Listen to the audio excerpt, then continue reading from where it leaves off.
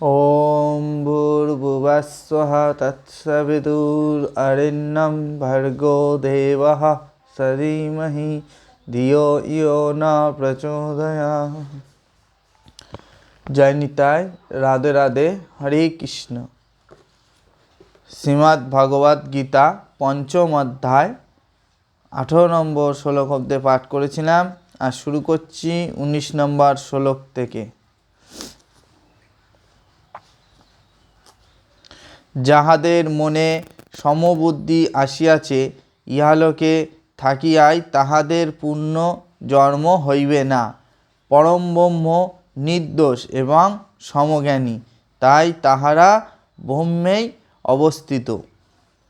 যে যোগী ব্রহ্মকে জানেন এবং ব্রহ্মেই যিনি থাকেন, তিনি প্রিয় বস্তুতে পুলকিত হন না, আবার অপ্রিয় কিছু পাইলেও মনের মধ্যে কষ্ট পান না। যিনি বাহ্য বিষয়ে আসক্তি ত্যাগ করিয়াছেন, তিনি আত্মবিষয়ক সুখ ভোগ করেন এবং ব্রহ্মের সহিত যোগ বলে একত্র হইয়া অসীম আনন্দ লাভ করেন।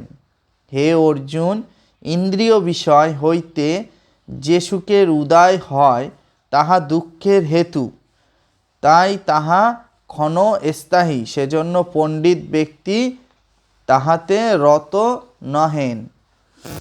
ইহলোকে এই শরীরে যে ব্যক্তি কাম ও ক্রোধকে সহ্য করিতে পারেন, তিনি প্রকৃত যোগী ও সুখী।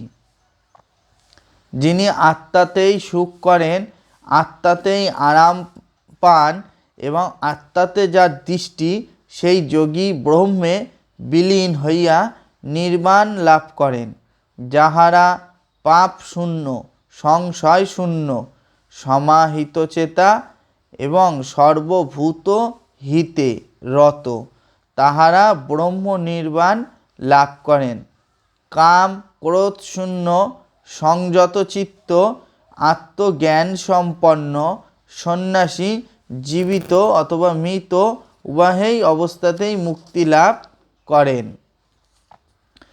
যিনি মন হইতে বাহ্য বিষয় চিন্তা দূর করিয়া রাখিয়ে হৃদয়ের মধ্যে চক্ষুকে রাখিয়া প্রাণ ও অপান বায়ুকে নাসা মধ্যে সমান করিয়া ইন্দ্রিয়, মন ও বুদ্ধিকে সংযত এবং ইচ্ছা, ভয়, ক্রোধকে দূর করিতে পারেন, তিনি জীবিত অবস্থায় মুক্তি লাভ করেন।